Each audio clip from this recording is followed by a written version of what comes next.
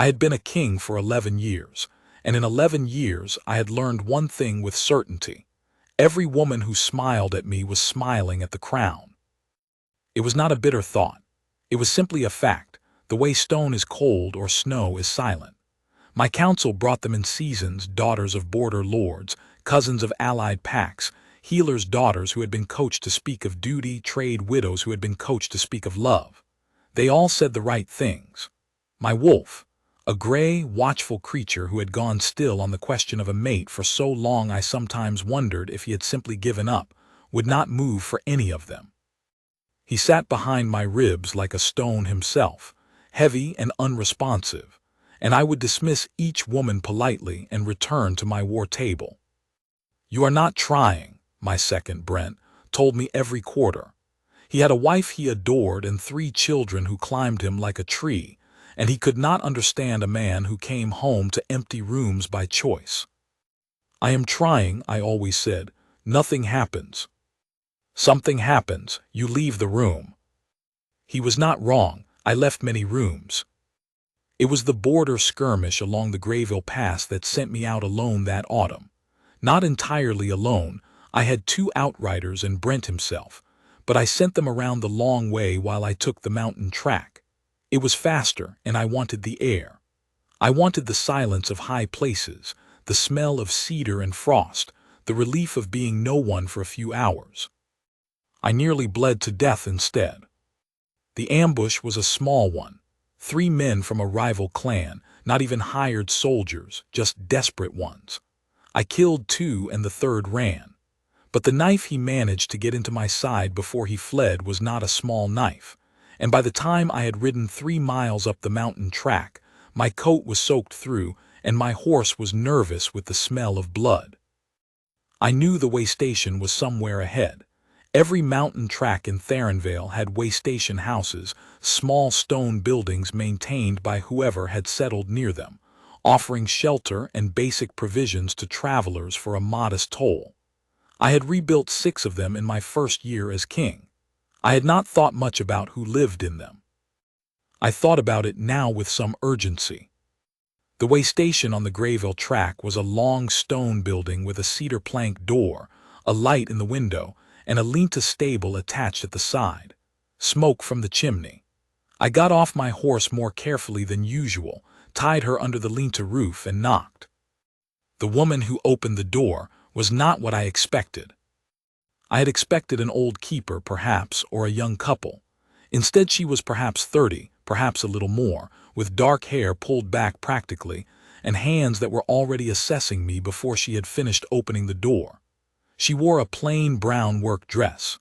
She had no jewelry. Her eyes were the color of dark amber, and they moved from my face to the hand pressed against my coat in about 2 seconds. She said, "Get inside before you fall."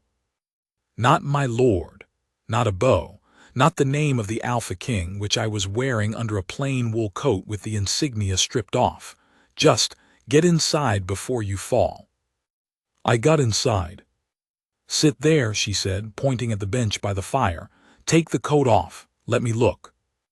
"It is not serious," I said. She looked at me with the expression of a woman who has heard this before from people who were wrong. "Take the coat off."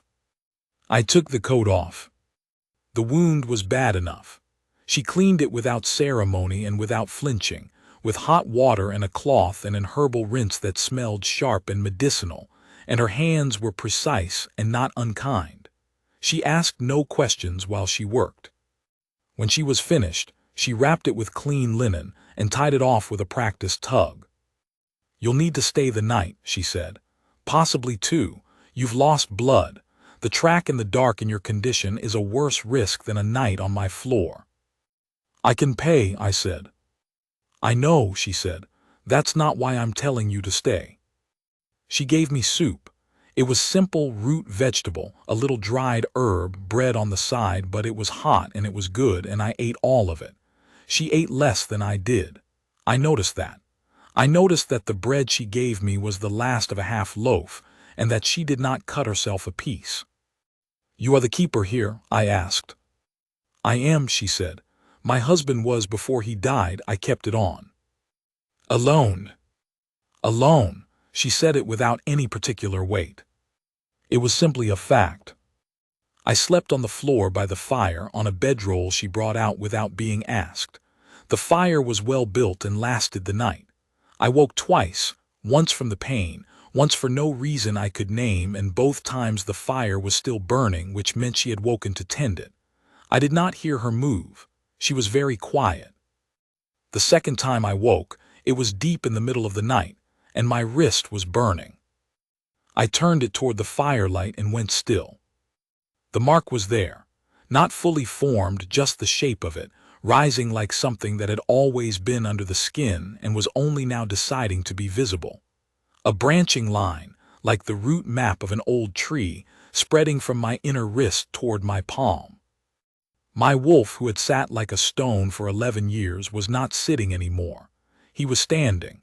He was utterly alert, his full attention fixed on something outside my chest, something in the quiet room beyond the fire. I pressed my sleeve down over my wrist and lay back, and stared at the ceiling for a long time. I did not sleep again. In the morning she was already up, moving around the small kitchen area at the back of the way station with the efficiency of someone who had performed the same tasks so many times she no longer needed to think about them. There was porridge. There was more of the sharp herbal tea. She set both in front of me without comment and sat across the table with her own cup. "Your color is better," she said. "I heal quickly," I said, which was true of alphas and not something I meant to say that way. She looked at me with the amber eyes.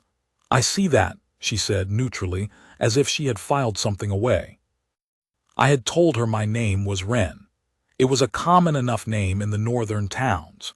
She accepted it as she seemed to accept most things, without particular skepticism or particular interest, simply noted and moved on. Her name was Senna. I learned this because a boy from the village below came up mid-morning with a message, addressed to the way station woman, which was apparently how the village referred to her.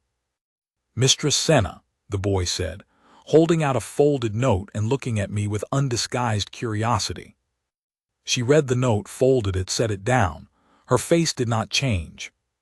But I had been a king for 11 years, and I knew what it looked like when someone absorbed a blow without letting it show. "Thank you," she told the boy.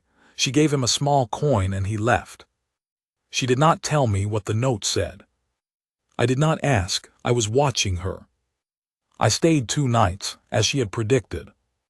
On the second afternoon she went outside to split wood, and I went with her, more out of instinct than thought, the instinct of a man who did not leave women to do alone what could be shared. "You don't need to," she said. "I know," I said. She handed me the axe without further argument. We worked for an hour.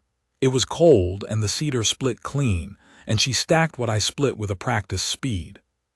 Occasionally a traveler would come up the road, a merchant with a mule, a pair of young men going south, and she would call out the rates and whether she had a room, and negotiate briefly and precisely, without wasted words. "You run a good operation," I said, when the last traveler had gone. She looked sideways at me. "I run a necessary operation," she said. "This is the only shelter on this track between Grayville Village and the Summit Pass. If I do not run it well, people die in snowstorms." "And who decided you would run it?" "I decided," she said. "When my husband died, the village council sent a man to evaluate whether the way station should be transferred to a new keeper. I told him I was the new keeper. He said I was a woman living alone. I told him I had been running the way station for 4 years while my husband was ill and I knew every stone of it. He went back to the council. The council sent a letter saying my tenure was provisional." She stacked another log. "That was 3 years ago. They have not sent another letter." "Because you kept it well." "Because they needed it kept," she said, "and there was no one else willing to do it. It is a hard post." "But you stayed." She paused, the log in her hands, and looked out at the gray mountain sky, at the cedar slopes descending below us, at the track that wound down toward the valley. Someone has to, she said. My wolf made a sound in my chest that I had not heard him make before. Not a howl, something quieter and more certain than a howl. On the second night she asked me what I did, in the careful way of someone who has noticed something but is too polite to press it directly. I work for the crown, I said, which was true. What kind of work? Administrative, border matters. She nodded. She was repairing a leather strap by firelight, her hands moving with the same precise ease she brought to everything. The king sends people up through the pass often, she said. Sometimes they stop here. Most of them are in a hurry. She paused. You are not in a hurry. I was before the knife, I said. The corner of her mouth moved. Not quite a smile, more the acknowledgement that something was slightly funny. I found I wanted to earn it fully. Do you ever go down to the village? I asked.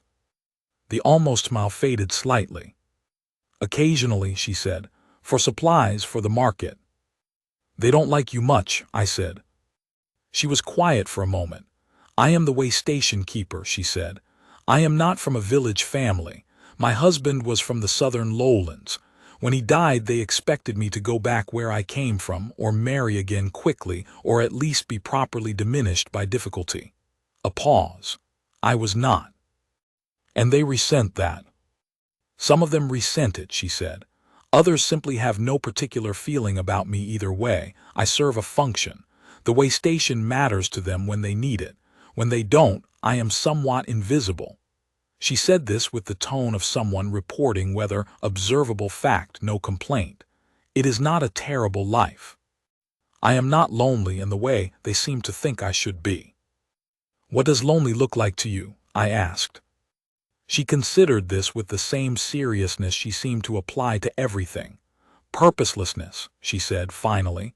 Not solitude. I don't mind solitude, but to have no reason to be somewhere that would be lonely. I looked at her across the fire. The flame was gold, and it put gold in her dark hair and in the amber of her eyes, and my wrist under my sleeve was warm in the specific way it had been warm since the first night, and my wolf was watching her with the total, absorbed attention of a creature who has waited a very long time to find the thing he was waiting for. You have a reason to be here, I said. Every person who makes it through the pass in winter is a reason, she said simply, including you. I slept that night with the sense of something already decided, already settled, moving toward me at its own pace. I did not reach for it. I was not ready. Or rather, I was ready, and that was the problem because I had come here as no one, and she had earned her trust of me as no one, and a king who takes a woman's trust under false pretenses does not deserve it. I lay there and thought about that for a long time. In the morning I could have ridden out. My wound had closed as I said it would quickly, the way alphas heal. My horse was rested and fed. The weather was clear. I sent a messenger bird from the way station's own coop. She had 3 for emergencies, and the message it carried said only delay, 3 more days, send Brent the long way, not through the pass. I did not examine too closely what I was doing. I told myself I was still healing. I told myself the pass road conditions warranted caution. I told myself various things that were true in the way secondary reasons are true when the primary reason is too simple to be dignified. The primary reason was that I was not ready to be the king yet. A delegation came up from the village on the 3rd day. 3 men, which was more than a social call warranted. Senna was bringing in water from the well when they came up the road, and she set her buckets down and watched them come with the stillness of someone who recognized trouble from a distance and was not surprised by it. I was in the doorway. I stayed there. The man who spoke was the village elder, a heavy, self-important sort with a fur-trimmed coat that was too fine for a mountain village and not fine enough to be respectable elsewhere. Behind him stood 2 younger men who were trying to look official. They carried papers. "Way station keeper," the elder said, not using her name. We have been authorized by the Grayville Village Council to conduct a review of the provisional tenure granted in year 8 of the current king's reign. He held out the papers. As you know, provisional tenure is subject to review at the council's discretion. Senna took the papers. She read them. I watched her read them, and I watched her face while she did. The same thing I had watched in 2 days of being no one beside her. She took the hit, absorbed it, did not let it show except in the smallest tightening around her eyes. This review was not announced, she said. It was not required to be announced, the elder said. The relevant clause is in the provisional agreement you signed 3 years ago.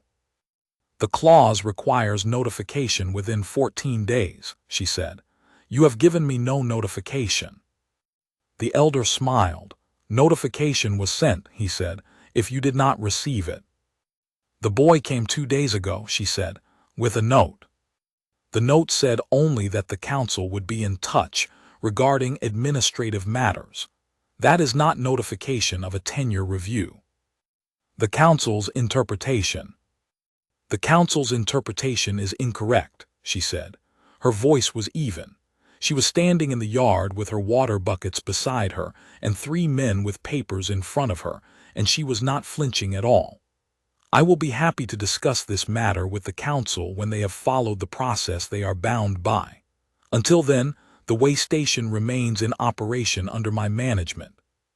Mistress, I am not finished, she said, and the quality of quiet in her voice stopped him better than volume would have. The road through this pass has been clear of incident for 3 years. Every traveler who has come through has been sheltered and provided for. The way station's accounts are current, its structure is maintained, and its supply stocks are adequate for the winter season. If the council has a legitimate concern about the conduct of operations here, I invite them to produce it. What is in these papers is not a legitimate concern. It is a timeline that was not followed and a procedure that was not observed. She held the papers out. Take these back. When the council wants to have this conversation properly, they know where to find me. The elder did not take the papers back. He looked past her, at me in the doorway. Who is this? He said. And I thought, well. And I stepped out of the doorway. Later, Senna would tell me, with the precise, slightly exasperated tone I was already growing to treasure, that what happened next had looked, from her vantage point, like a man deciding to become twice his size simply by changing his posture. I was not trying to become twice my size. I was simply standing the way I stood when I was not making the effort to stand like no one. The wool coat was plain. My name was not on my face. But there are things you carry after 11 years of ruling a mountain kingdom that do not come off with your insignia, and apparently some of them had been showing anyway, because the village elder took one look at me and went pale in a specific way. The way of a man who has just realized he has miscalculated badly. He is a guest, Senna said, not having looked at me yet. Who is staying at this way station which is operational and properly maintained? I see, the elder said. He was still looking at me. And your name, sir, is? I said my name. Not Wren. The elder's face did the thing faces do when the body understands something before the mind has caught up. One of the younger men behind him dropped his papers. Senna turned and looked at me. I had been dreading this moment and wanting it in roughly equal measure, which is not a comfortable state to occupy. Her face went through several things very quickly, a series of realizations arriving in sequence, each one building on the last, and then settled into an expression I could not read at all, which was new. In 2 days I had learned most of her expressions. I did not know this one. Aldros, she said, not my king, not a beau, my name the way she might say a word in a sentence to establish what it was. Yes, I said. She looked at the elder, she looked at me, she looked at the elder again. I see, she said, and her voice was still perfectly level, which told me nothing about what was happening underneath it. The delegation left. They left quickly. in the manner of men who have realized they are standing between the Alpha King and a woman he has apparently been staying with for 3 days under a false name, and who are reassessing the wisdom of several recent decisions. The elder took his papers. He did not say much. He walked back down the mountain track with his 2 men behind him, and he did not look back. I sent a signal call from the way station's roof, one of the old pack signals, 3-beat, meaning come now, and within the hour Brent arrived with 6 pack soldiers and the 2 outriders from before, who had apparently been waiting anxious and furious in Grayville Village for 3 days. Brent looked at me. He looked at the way station. He looked at Senna, who was standing in the yard with her arms folded and an expression that suggested she was working through something. "You're not dead," Brent said to me. "I am not dead," I said. "We thought you were dead." "Sire, I sent a message." "You sent a message that said delay. We thought you were dying and being stoic about it." "I was healing," I said. "She tended the wound." Brent looked at Senna again with the considering expression of a man who is a very good second, and who is rapidly assembling a picture he was not expecting. "I see," he said. "People keep saying that," Senna said from the yard. There was a practical matter to attend to, and I attended to it. I took the elder's papers from Senna. She handed them over without a word, and I read them with Brent, who found 3 procedural violations in 10 minutes. I had Brent draft a document on the spot that voided the provisional tenure status entirely, replacing it with a permanent Crown Charter, which was a different thing entirely and superior in every legal dimension, meaning the Grayville Village Council would have no authority over the way station or its keeper from this day on. The way station became, formally, a Crown Way shelter under direct royal protection. It was the kind of administrative action I could perform in my sleep, and I performed it now in about 40 minutes, sitting at Senna's kitchen table while she made tea because she was the kind of person who made tea when she did not know what else to do. When it was done, I signed it. Brent countersigned. I gave it to Senna.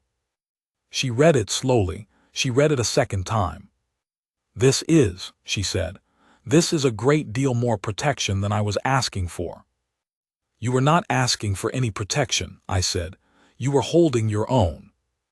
"I was," she agreed. "I had it." "I know," I said. "This is not because I doubted it." She looked up from the document. The amber eyes, which had assessed me in the doorway the first night with quick medical practicality, were doing something different now. There was a sharpness in them, the sharpness of someone who takes nothing at face value because she has learned not to. "Then why?" she said. I was quiet for a moment. Brent had taken the soldiers outside with admirable discretion. "Because you have been holding your own for 3 years against a council that does not deserve to hold any authority over what you do," I said, "and because a way station on the Grayville Pass that shelters travelers in snowstorms should not be subject to the political moods of the village below it." I paused. "And because I was here under a false name for 3 days, and I would like to do something with actual value to make up for it." "Those are reasons for the document," she said. "They are not reasons for staying 3 days as Wren." I looked at her. "No," I said, "they are not. I could have handled the next part badly. I have handled things badly before. A king is not exempt from error, whatever the songs imply. And I was aware as I sat in her kitchen with her eyes on me that there were several directions in which this could go wrong. Instead, I simply told her the truth. I told her about the border women and the council and 11 years of smiling faces and my wolf sitting like a stone. I told her I had ridden out wanting to be no one for a few hours and had nearly gotten myself killed instead. I told her what had happened when she opened the door, not all of it, not the mark, not yet, but the quality of it. The way she had looked at my wound and not at my face for status. The way she had given me the last of her bread without calculation. The way she had stood in the yard this afternoon with 3 men and their papers and her voice level as stone, because the work was right and she knew it and she was not afraid of them. I wanted to see what you were, I said, when you did not know who I was. She considered this for a long moment. And what am I, she said. Someone whose worth does not depend on who is watching, I said. She was quiet. Outside, the cedar forest moved in the evening wind. One of Brent's soldiers had taken the liberty of beginning to mend a section of fence she had been meaning to get to, which was the sort of thing Brent's soldiers did because Brent trained them to be useful and not just impressive. That is a kind thing to say, she said finally. It is also, I notice, what you would say to a woman you were building towards something. Yes, I said, it is. Then you should know, she said, with a practicality that I was beginning to understand was not coldness but its opposite, a respect for what was real, a refusal to pretend, that I am not interested in being someone's idea of a woman. I have been the village's idea of a woman. It is not interesting. I know, I said. I am not offering you an idea. What are you offering? The fire was low. I turned my wrist over on the table between us and pushed the sleeve back. She had tended enough wounds to know what a bond mark looked like. They were rare, but healers in the mountain passes saw things that towns didn't, and she had seen one once before, on a traveler whose mate had been killed in the lowlands fighting, and who had come through the pass hollow-eyed and never came back. She looked at my wrist for a long moment. How long, she said. The first night, I said, while you tended the wound. You stayed, she said, not accusing, processing. I stayed, I said. Because of the mark. Because of what the mark means, I said, which is different. A bond mark cannot be argued with, but it can be ignored. Men have ignored them before. I have seen it done. I looked at her. I did not want to ignore it. I wanted to understand why, to see what my wolf had seen that I had not, because he has been silent for 11 years and I have learned to trust him when he decides to speak. She sat with this. I waited. And what did you find? She said. Everything I told you, I said. The bread, the way you stood this afternoon, the way you tend the fire without waking anyone, the way you told me to get inside before I fell. I paused. No one has told me to get inside before I fall in 11 years, Senna. Everyone else waits to be told where to stand. The corner of her mouth moved. The full version this time, actual amusement, warm and unguarded, and then quickly reined in because she was still sitting with something large and was not going to let it be rushed. I didn't know who you were, she said. I know, I said, that is rather the point. She was quiet for a long moment. If I had known, she said slowly, I would have been nervous. I would have said the right things or tried to, which would have meant saying the wrong things. I would have been aware of the crown. She paused. The fact that I was not aware of the crown means that what happened was, she searched for the word, uncontaminated. Yes, I said. Which is what you needed to see. Yes, I said. Though I want to be clear, I was not testing you in a deliberate way. There was no scheme. I was simply a wounded man in a snowstorm and you opened the door. She looked at me. Something in her had eased slightly, which I counted as significant. You were the worst disguised wounded man in a snowstorm I have ever admitted, she said. I knew within 6 hours that you were not simply a border administrator. I blinked, you knew. I suspected, she corrected with precision. I did not know who specifically, but the way you held yourself, the way you assessed the room, the way you split wood, she paused. Administrators do not split wood like that. Like what? Like they are used to having space around them, she said. Like the axe is familiar but also something they can put down. I considered this. You didn't say anything. It was not my business who you were, she said. You needed shelter, I provided it. That is what way station keepers do. A pause. Also, I thought if I asked and I was wrong, you would think I was trying to make something of a passing resemblance. I laughed. It surprised me, the ease of it, the way it came without effort, which was not something that happened often in rooms with crowns in them. She smiled, a real smile, the full version, unguarded. The fire put gold in her hair.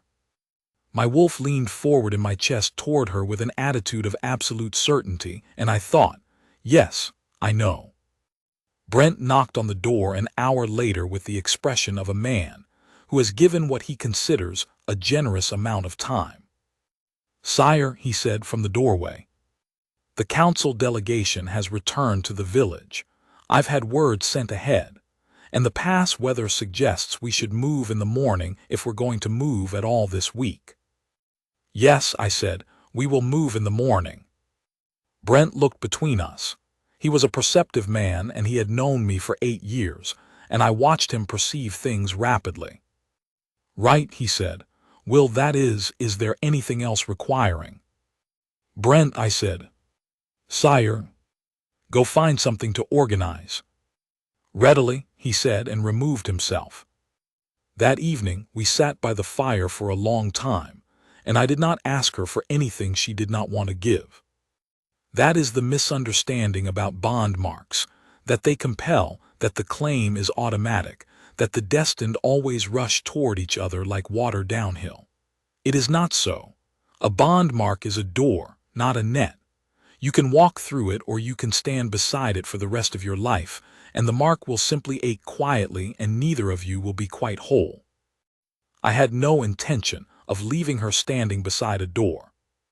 But I also would not rush her through it. "You will come to the city," I said, "not as anything yet, as my guest, as someone I want to know better, in a place where I am not bleeding on your floor and you are not managing a delegation, and we have more than a few days to simply," I paused, "talk." She looked at the fire. "The way station is a Crown-way shelter as of this afternoon," I said. "I can have a temporary keeper assigned within the week. Good person, reliable, your instructions." She was quiet. "You would come back to it," I said. "This is not a trade of one life for another. This is, I would like to know you properly, in a place where you are not also splitting wood and mending fences and running a business." "I like splitting wood," she said. "I know," I said. "There is wood in the city." The corner of her mouth moved, the almost smile.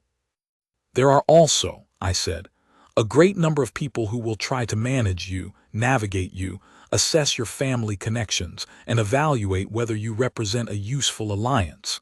I want to warn you about that." "I have a village council," she said. "I know what it is to have people assess my usefulness." "These will be worse," I said, "more sophisticated and better dressed." "Well," she said, and the smile arrived, the full one, warm and quiet and unguarded, "at least I know how to hold my ground." I looked at her across the fire, this woman who had given me her last bread and dressed my wound, and refused to let 3 men with papers intimidate her into anything. This woman who had run a mountain way station alone for 3 years because someone had to. This woman whose first instinct when the door opened on a bleeding stranger in a snowstorm was get inside before you fall. "Yes," I said. "You do." She came to the city in the 2nd week, with the temporary keeper installed and her supplies inventoried and her animals settled with a neighbor, and her instructions written out in a precise hand that covered everything. She arrived without fuss or pretension, in a traveling coat that was good wool and not fashionable, with a leather bag that was practical and not decorative, and she looked at the palace gate with the expression of someone assessing a structure for soundness. My council had opinions. They had quite a few of them, in fact, delivered in the careful language of men who know they cannot say she is nobody to the Alpha King's face and are searching for synonyms. No family of note, no pack standing, a widow who had kept a mountain way station. I sat through one meeting on the subject.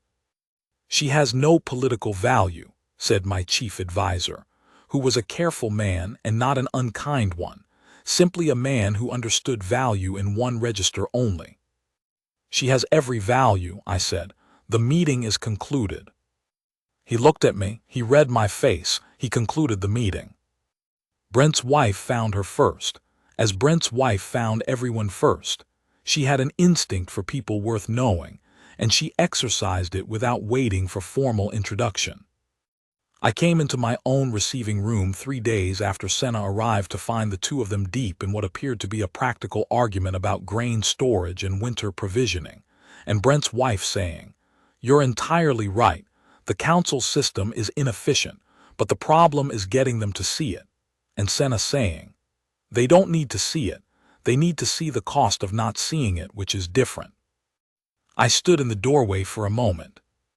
My wolf, who had been silent for 11 years, was so thoroughly awake inside me that it was almost uncomfortable. A presence, a warmth, a certainty that pressed against the inside of my chest with the same quality of patient inevitability that she herself seemed to carry. I cleared my throat. Brent's wife looked up with delight. Senna looked up with the amber eyes, and then at my face with the same quick assessment she had applied that first night, not to my wound this time, but to whatever she read in me, which she was apparently capable of reading quite clearly. "You look better," she said. "You were carrying something when you left the pass. You look like you've set it down." "I have," I said. "Good," she said. Brent's wife beamed at both of us with the undisguised satisfaction of someone who has identified a situation correctly and is not being modest about it. The bond mark completed itself on the 40th day. I know the precise day because I had been watching it. A bond mark completes when it chooses to, which is to say when both parties have arrived at whatever the mark was waiting for them to arrive at, not a ceremony, not a declaration, not even a word. Simply a moment in which both of them know, without needing to be told, that this is the thing. We were in the library. She had spent a week reading everything she could about Crown administrative law as it pertained to rural shelter infrastructure, because that was the kind of person she was.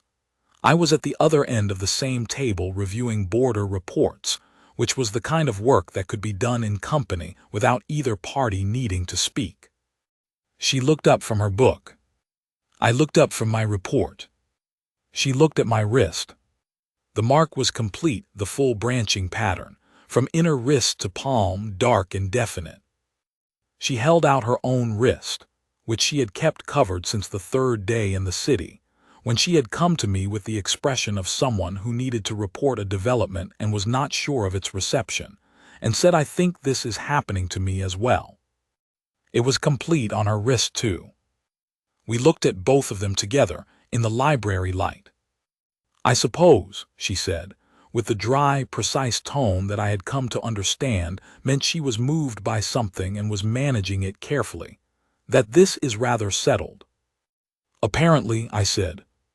"I should note," she said, "that I am still intending to return to the way station in the spring to assess the new keeper's work."